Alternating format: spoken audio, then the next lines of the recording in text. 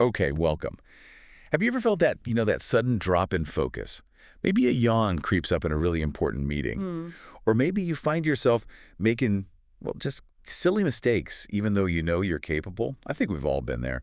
Pushing through those signals our body sends. Yeah, powering through. It's almost become the default, hasn't it? It has. So today we're doing a deep dive into something really quite compelling. It's the new science of ultradian rhythms. Right. And this isn't about those old birthday-based biorhythms people used to talk about. That stuff's mostly debunked. Definitely not that. This is based on, well, hundreds of solid scientific studies. Exactly. It's like a shortcut to understanding why you feel the way you do during the day. Mm-hmm.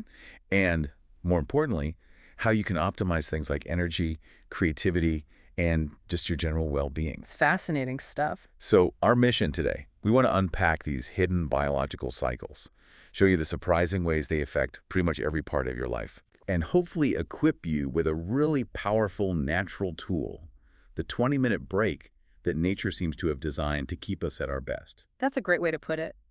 What's really striking is how our bodies are constantly moving in this sort of wave-like cycle.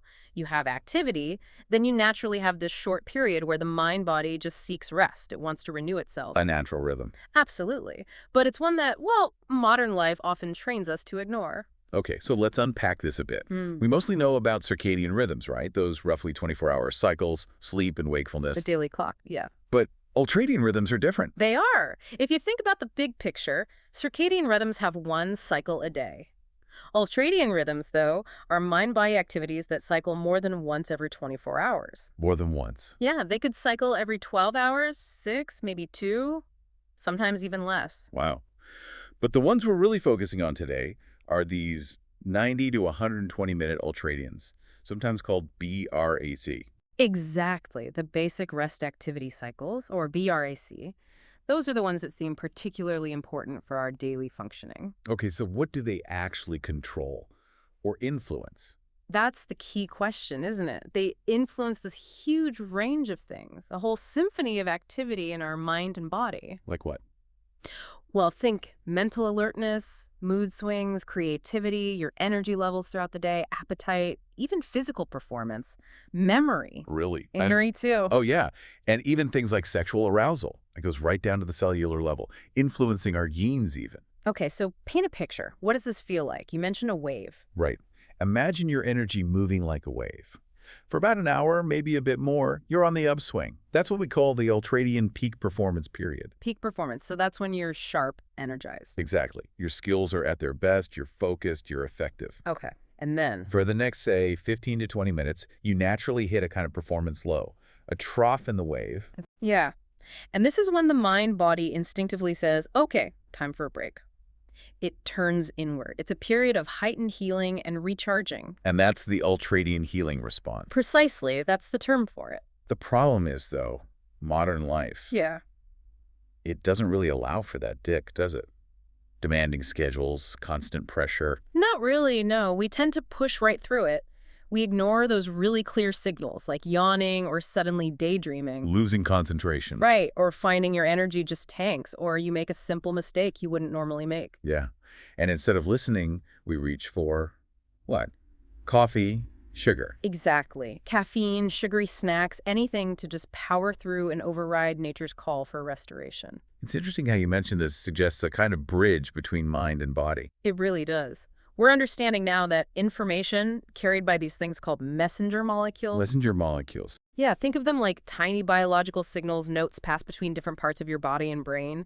They travel in these ultradian rhythms, and they modulate everything mind, memory, emotions, right down to cellular processes. Wow, so these rhythms are basically communication channels. In a way, yes. A fundamental communication system within us. Okay, this leads us somewhere really interesting. The discovery of this ultradian healing response. It wasn't just one person shouting, "Eureka!" was it? No, not at all. It's actually a fascinating convergence. Two stories, really. One comes from psychology, the other from the biology of time, chronobiology. Let's start with the psychology side. You mentioned Ernest Lawrence Rossi and Milton Erickson. Yes, Rossi worked closely with Milton H. Erickson, who was a legendary medical hypnotherapist. Erickson had this incredible, almost uncanny grasp of people's deepest problems, their strengths, their needs, just a genius observer. And he did something different in his sessions, longer sessions. He did. He preferred 90-minute sessions, sometimes longer, which was unusual, and he noticed something crucial. His patients would naturally, spontaneously drift into these distinct states. Drift, like zoning out. Sort of, but more receptive, more open to therapeutic insights.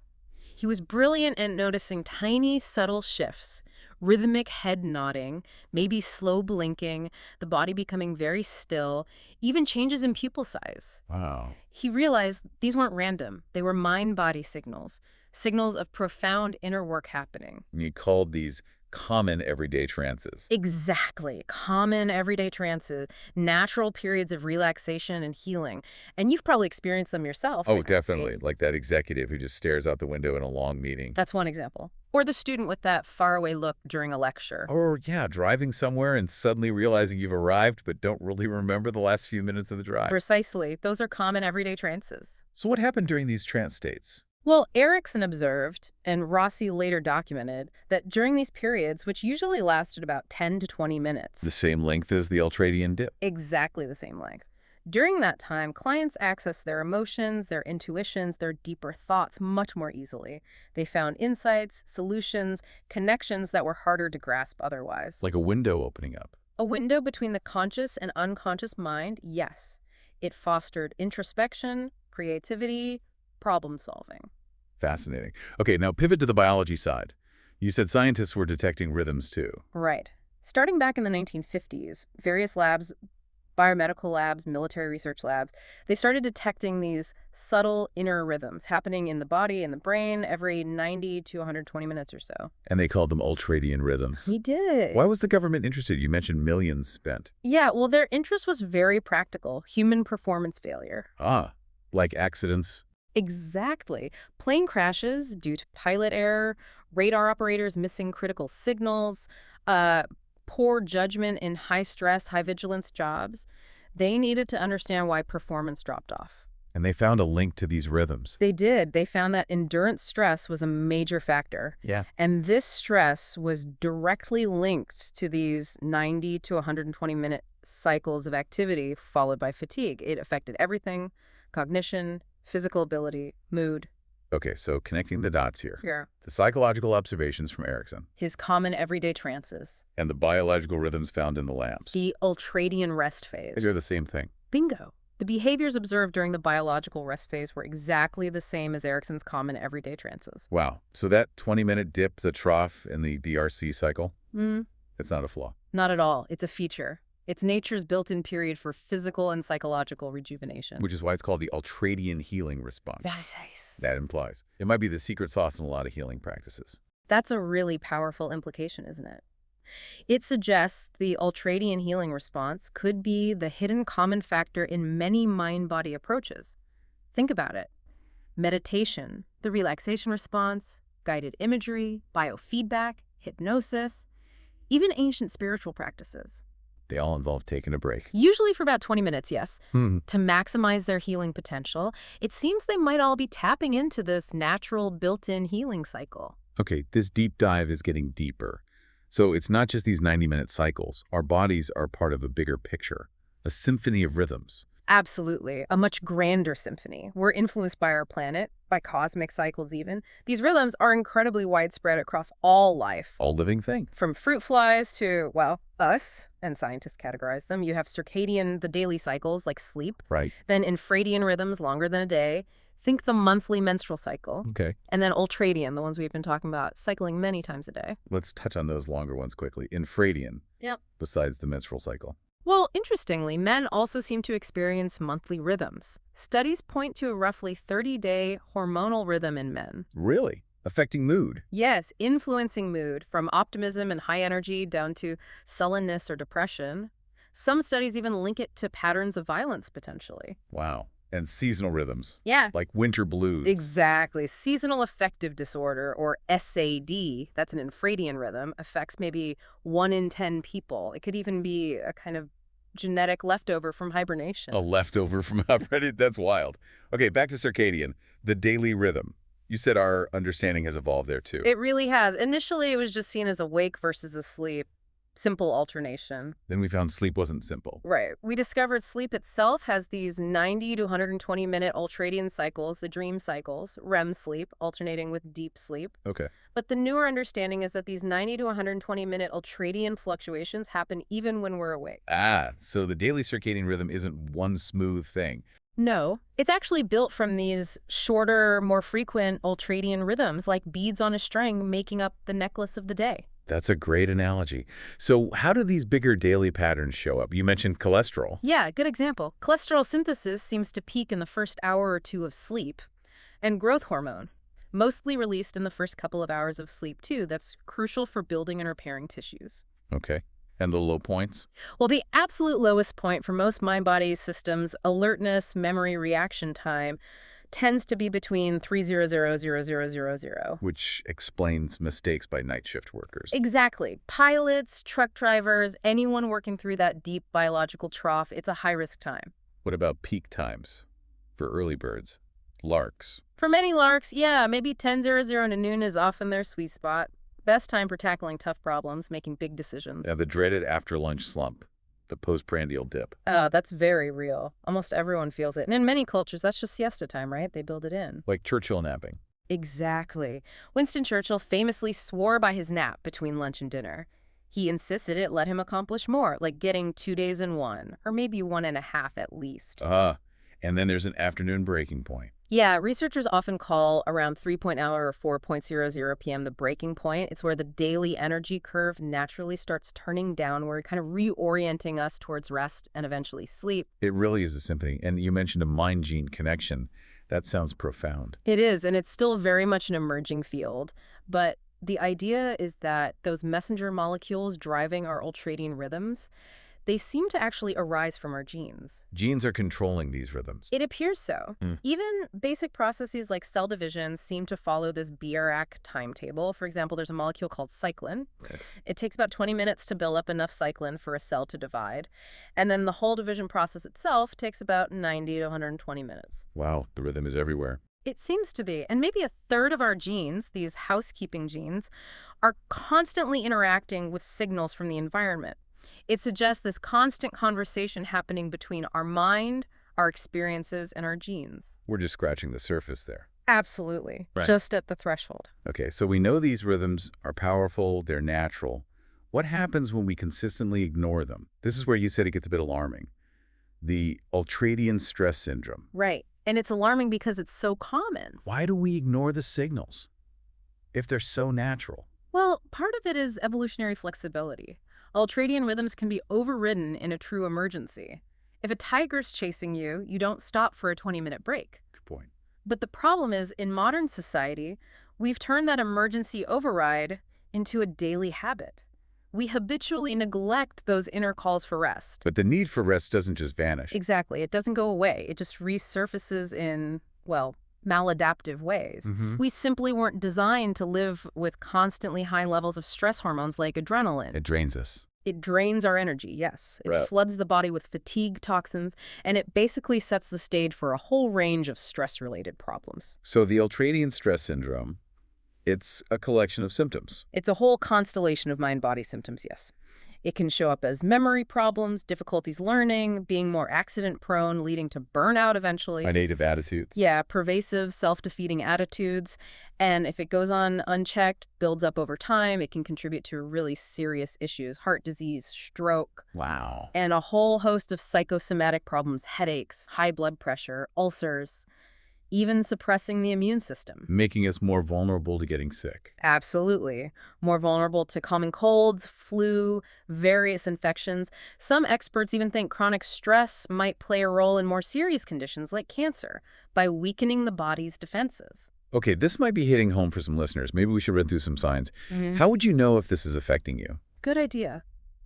Ask yourself things like, Do you often feel really overtired or kind of spaced out?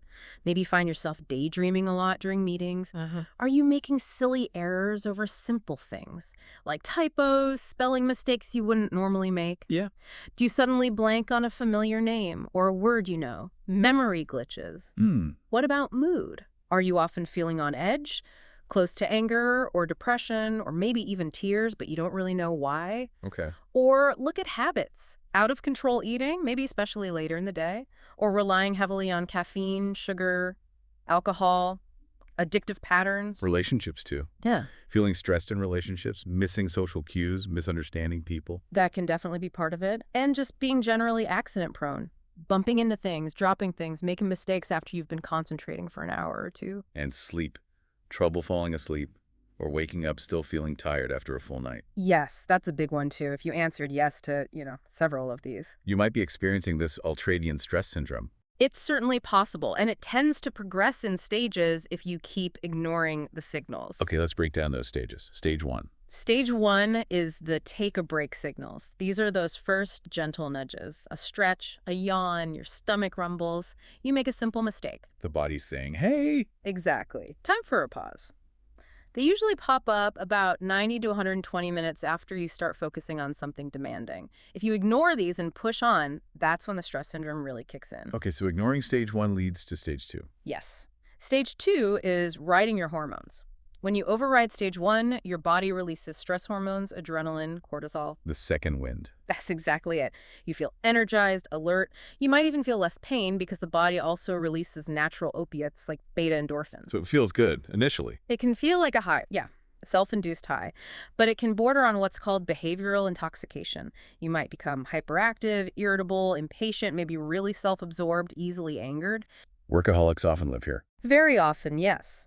Operating in this high-stress state, it leads to tension, strained relationships. And this is where addictive patterns can start, too. Reaching for external stimulants to keep the high going. Precisely. Coffee, alcohol, cigarettes, sugar, maybe even stronger substances, trying to maintain that artificial energy level. Okay, what happens if you keep pushing past stage 2?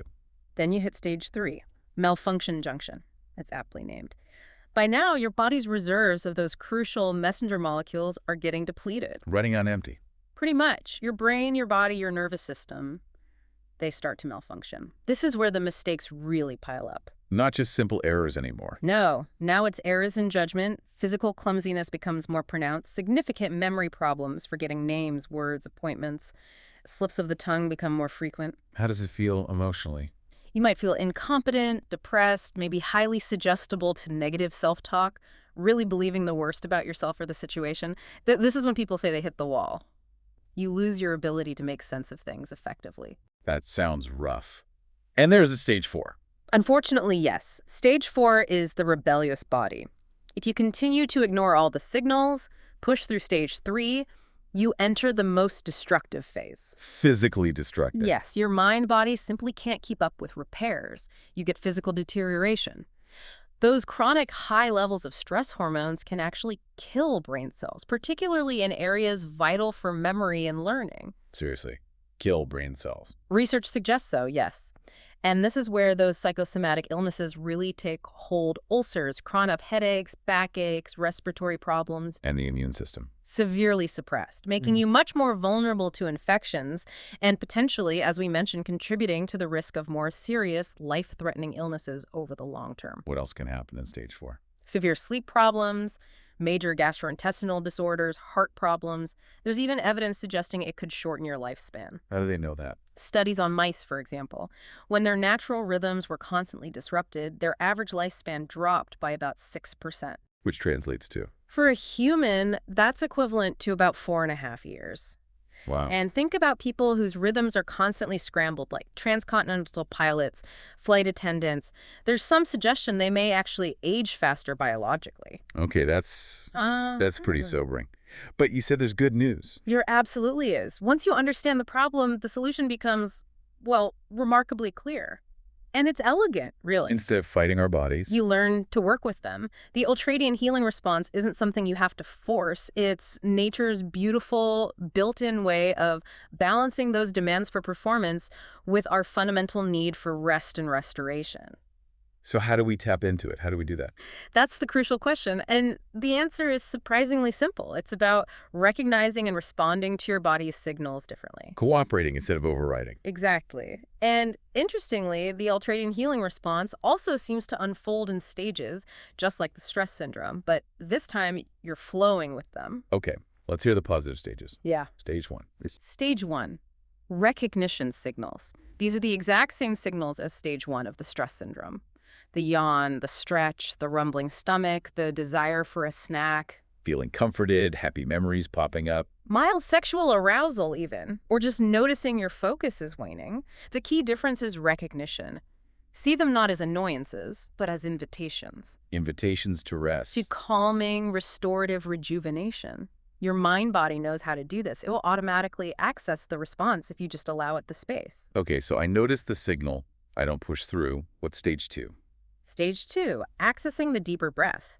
If you heed those signals, just pause for a moment. You'll likely notice a natural shift in your breathing. How so? It might become deeper. You might let out a comfortable sigh. Your breathing might just smooth out, become quieter. What does that signify? That's your parasympathetic nervous system taking over. That's the rest and digest, the healing part of your nervous system.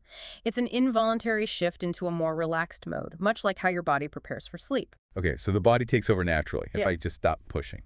Then stage 3. Stage 3, mind-body healing. This is where, as you said, the magic happens.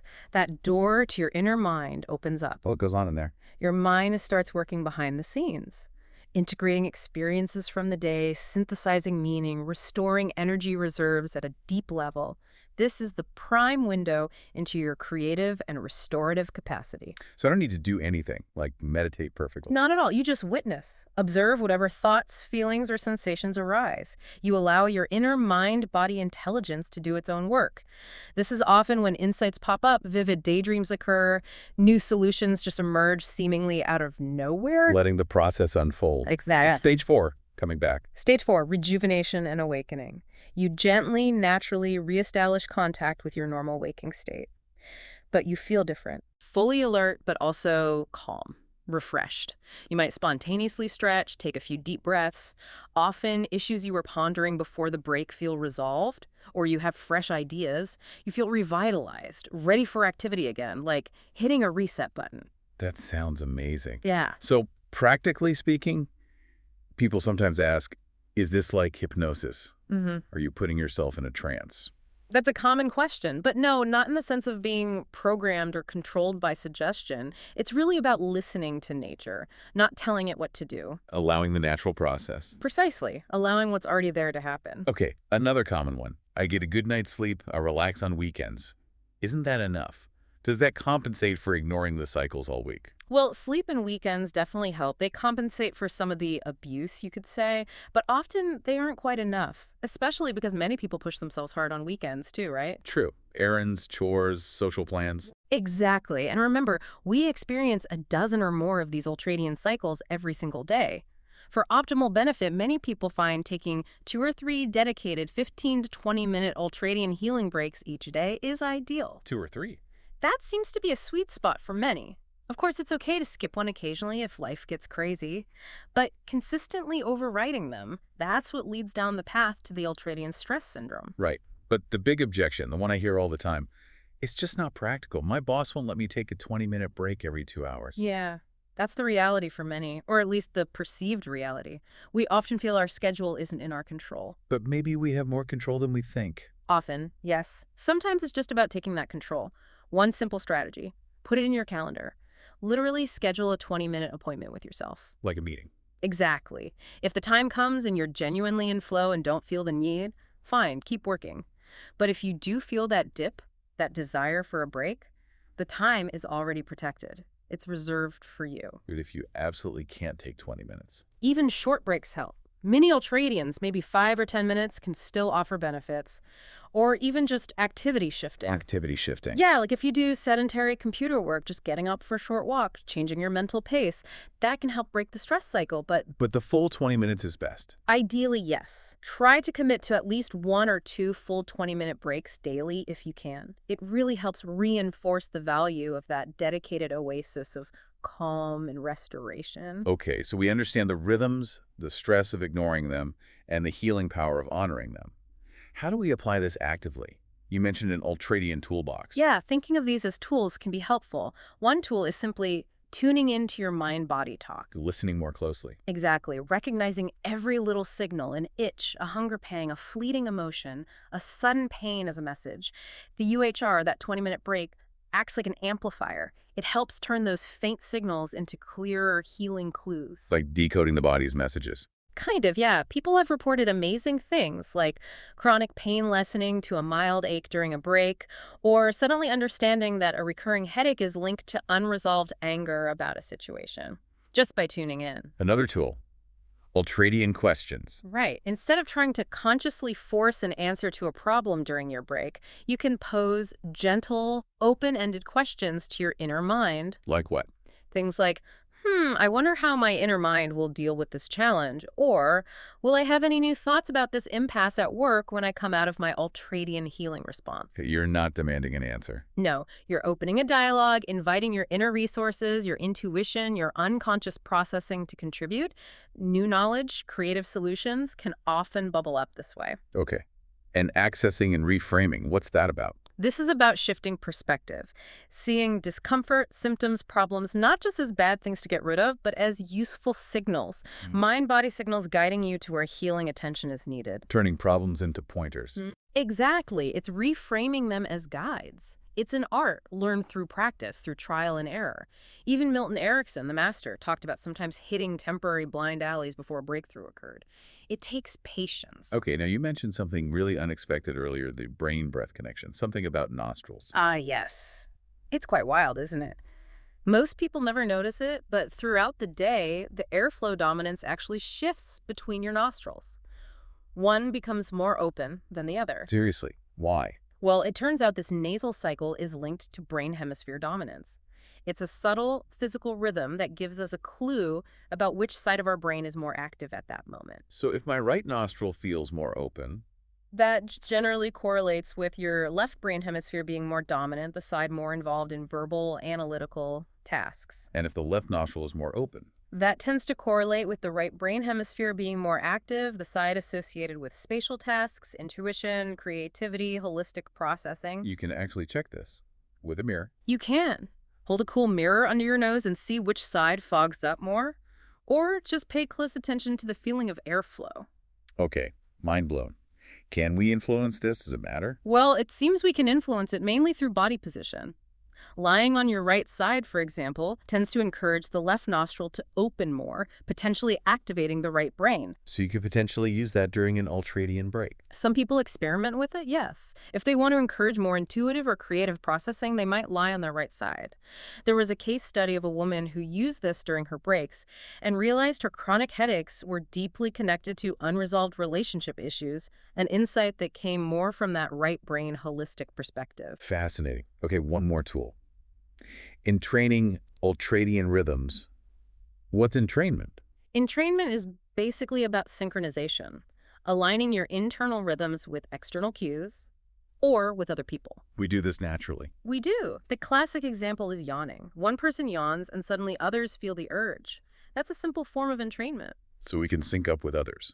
Yes, and it can be very powerful. Think about shared meals. Eating together isn't just social. It can actually help reset and synchronize our individual Ultradian rhythms, fostering connection and bonding. No. Okay, so these tools help us work with the rhythms. Let's broaden out again. What are the implications across different areas of life? Performance, first work, school, sports. Huge implications. For work, knowing your peak performance periods, those Ultradian peaks we talked about, which might happen 3 or 4 times a day, is key. Schedule demanding tasks then. Ideally, yes. That's when you're most likely to hit that state of flow where you're fully immersed and effective. Even simple things, like suggesting short 15-20-minute breaks during long meetings, can make a huge difference to productivity and decision-making. What about specific jobs, like computer work? For computer workers, yeah. Public health experts often recommend regular breaks, maybe 15 minutes every hour or two, specifically to combat fatigue, eye strain, and prevent errors. It aligns perfectly with BRAC. And sports. Athletes use this. They do, even if they don't call it Ultradian rhythms. Think about interval training. alternating periods of high intensity with periods of lower effort or rest. That's essentially tapping into the same principle to optimize cardiovascular improvement and performance gains. Makes sense. Okay, what about diet and weight? You mentioned stomach contractions. Right. This is often overlooked in standard diet advice. Our stomachs actually have their own rhythmic contractions roughly every 90–120 minutes, signaling a readiness for food intake. So 3 big meals a day might not be ideal. Biologically speaking, maybe not. This rhythm suggests that eating 5 or 6 smaller, healthy meals or snacks throughout the day might align better with our natural physiology. Ultradian aware eating. You could call it that. The potential benefits: more stable blood sugar levels, preventing that ravenous hunger that leads to overeating, and maybe even improved cholesterol levels. Cholesterol from smaller meals. One study found that people eating the same total calories but spread out into 17 small hourly snacks. Okay, that's extreme, but the principle holds. They had significantly lower levels of bad LDL cholesterol compared to those eating fewer, larger meals. Interesting. And could this help with addictions too? Overeating, other things? Potentially, yes. The comfort, the restoration, the natural balancing effect of the ultradian healing response can serve as a healthy replacement for the artificial high or escape sought through destructive habits, whether it's overeating, excessive drinking, smoking, or other substance use. It addresses the underlying need for regulation in a natural way. Okay, relationships and family life. How do rhythms play out there? Oh, hugely. So much conflict can arise simply from being out of sync rhythmically. Think about new parents. Understanding a baby's much faster rhythms, maybe every 40–60 minutes initially, settling to 90–120 by about 8 months is crucial. For feeding, soothing, bonding. Exactly. Synchronizing with the baby's rhythm makes everything smoother. And for established families, shared meals, as we said, shared hobbies, even just being aware of each other's take-a-break signals, noticing when your partner or child is yawning or seems spaced out. Instead of getting annoyed, recognize the signal. Right. It can prevent daily stress from escalating into arguments. Respecting teenagers' shifting rhythms is vital too, especially with sleep schedules. And for seniors, ultradian breaks are incredibly important. Why, especially for seniors? For maintaining memory, energy levels, overall well-being. Honoring these rhythms can help them feel and function younger, more vital. Okay, one more area. Yeah. Sexuality. Rhythms affect that too. They do. Our sexual interest in physiological arousal also seem to occur in ultradian cycles, maybe half a dozen times a day or so. Linked to sleep cycles. Yes, the 90-minute sexual rhythm seems closely tied to REM sleep cycles. Ignoring these natural ebbs and flows of desire can actually contribute to stress. How can the healing response help here? It can enhance intimacy. By taking breaks together or even just being aware of each other's rhythms, partners can potentially synchronize better. It can turn potentially mismatched moods or energy levels into opportunities for deeper connection, rapport, and shared satisfaction. Wow. It really touches every aspect of life. It seems to be a fundamental layer of our being. So, summing this all up, what's the big picture here? Understanding ultradian rhythms seems like a fundamental shift. I think it is. It really changes how we see ourselves, how we navigate our daily lives, how we interact in relationships. You know, just like we learned about the importance of the unconscious mind or the impact of diet and exercise. This is the next layer. Recognizing and respecting these internal cycles feels like the next frontier in well-being, in optimizing human potential. So the question for everyone listening is, what if you actually did it? What if you made the ultradian healing response a regular, non-negotiable part of your day? what could change? You could potentially experience renewed energy, definitely. More creativity, perhaps. More enjoyment in your activities. A better way to cope with the stresses of modern life. So we're encouraging people listening to experiment. Absolutely. Start small. Just try tuning in. Notice those subtle signals, the yawn, the stretch, the sudden urge for a snack, or just the desire to gaze out the window for a bit. And instead of ignoring it, Give yourself that 20-minute oasis, or even 10 minutes to start. See what happens. do we keep a journal? That can be really helpful, yeah. Note how you feel before and after. What thoughts or insights come up during the break? Or just allow yourself to simply be letting your mind and body reset. Because ultimately, achieving your best, winning your personal gold medal, whether that's at work, in your relationships, or just feeling good day to day. It could really be just 20 minutes away.